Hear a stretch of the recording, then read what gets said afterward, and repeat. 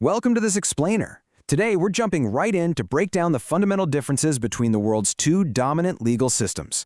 Whether you're a major legal history buff or just someone who loves a good courtroom drama, understanding how global justice actually operates at its core is absolutely fascinating.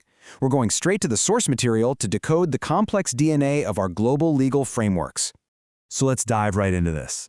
Have you ever wondered why a trial in London or New York looks drastically different from a trial in Paris or Berlin?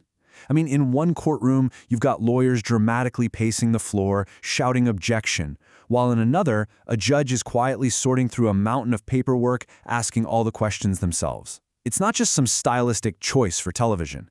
It actually reflects a profound, centuries-old philosophical divide in how we believe truth and justice should be pursued. To answer why that is, we'll be looking at the global legal divide, their historical origins in customs versus codes, the role of the judge, the courtroom showdown, and finally, shaping modern global justice. Section 1. The Global Legal Divide, Defining the Contenders. First up, we've got common law. As our sources point out, this is the legal tradition that evolved in England starting back in the 11th century. It's a system formulated and administered directly by the courts, and it was originally based on the common customs of the country. Historically, it was famously considered unwritten law.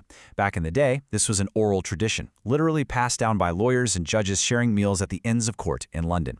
Fast forward to today, and it forms the absolute foundation of private law in places like the United States, Canada, and many nations that were once part of the British Empire. In the other corner, we have civil law. Now, this tradition traces its roots much further back to Roman law, specifically the Corpus Juris Civilis of the Emperor Justinian, and it was later developed across continental Europe. Unlike the very organic, custom-based growth of common law, civil law is defined by comprehensive, top-down, written codes. Think of the famous French Civil Code of 1804. It's all about having a massive, exhaustive rulebook that attempts to cover literally every possible legal contingency before it even happens. Section 2. Origins, Customs versus Codes. The core philosophical divide here really just comes down to reasoning. Common law is inductive. It builds rules case by case. A judge looks at the highly specific, pragmatic circumstances of a single dispute, makes a ruling, and boom, that specific judgment becomes a precedent. It's basically a building block for future law. It's law built entirely from the ground up.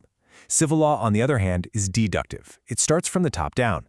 A judge looks at grand, pre-existing general statements of principle found in a written code and then deductively applies those broad rules to the specific case sitting in front of them.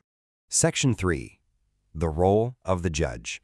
Now, this philosophical divide completely changes the job description of the men and women sitting on the bench. You might think a judge is just a judge, right? Well, their actual power and mindset depend entirely on the system they operate within. In common law, judges are usually recruited right out of the pool of practicing lawyers. They don't need separate specialized training. Their experience arguing cases is their training. They act as reactive referees, and they have an inherent independent power to adjudicate. In sharp contrast, civil law judges often undergo highly specialized training from the very start of their careers. They literally study to be judges, not lawyers. Their mindset is that of a proactive investigator, and technically they act as officers of the state without that separate inherent power to create law. Section 4. The Courtroom Showdown. So, how do these distinct judicial roles actually play out during a high-stakes trial? In the common law world, we have what's known as the adversarial system. This is your classic TV courtroom drama. The trial is a distinct, separate climax to the entire litigation process. The opposing parties and their lawyers basically control the proceedings. There's a massive emphasis on oral arguments, intense cross-examinations, and dramatic presentations. It's a highly participatory system where the lawyers are the absolute stars of the show, battling it out to convince the judge or jury. There's this famous quote from the renowned English judge Lord Denning that captures this perfectly.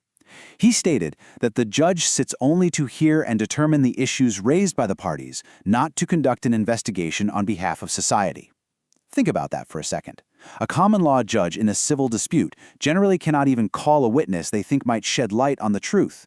They are strictly an impartial referee. If the lawyers don't bring the evidence to the table, the judge can't go out looking for it. Now contrast that directly with the civil law's inquisitorial system. Here, you don't really have that single, dramatic climax of a trial. Instead, litigation is a continuous series of meetings, hearings, and heavy written communications. The lawyers play a much less conspicuous role. Instead of oral theatrics, the emphasis is heavily on written submissions. And the real star of the show? It's the judge. The judiciary plays a highly directorial and investigative role, actively steering the investigation, requesting the evidence, and digging for the truth themselves. So, just to summarize those courtroom dynamics, the common law adversarial system is a highly participatory framework where the lawyers run the show and the judge sits back to make sure everyone plays fair. Meanwhile, the civil law inquisitorial system is a highly hierarchical framework. The judge is firmly in the driver's seat, managing the file, directing the lawyers, and actively assembling the pieces of the puzzle. Section 5. Shaping Modern Global Justice. Both of these systems absolutely strive for fairness and justice, but they take remarkably different paths to get there.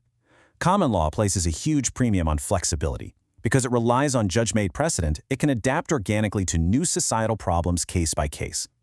Civil law, however, prioritizes certainty and comprehensiveness. By writing everything down in an exhaustive code, it aims to let citizens know exactly where they stand before a dispute even arises, even if it sometimes struggles to anticipate every single complex human scenario. To wrap up this explainer, I want to leave you with a final provocative thought. We've seen how the adversarial and inquisitorial systems operate, and how the roles of judges and codes dictate the flow of justice. If you were ever on trial, with literally everything on the line, which system's philosophy would you trust? Would you want a reactive referee ensuring a perfectly fair fight between lawyers, or a proactive judicial investigator actively searching for the absolute truth? There isn't a universally right answer, but understanding this difference completely changes how we view the law. Thank you so much for joining me, and keep questioning the systems that shape our world.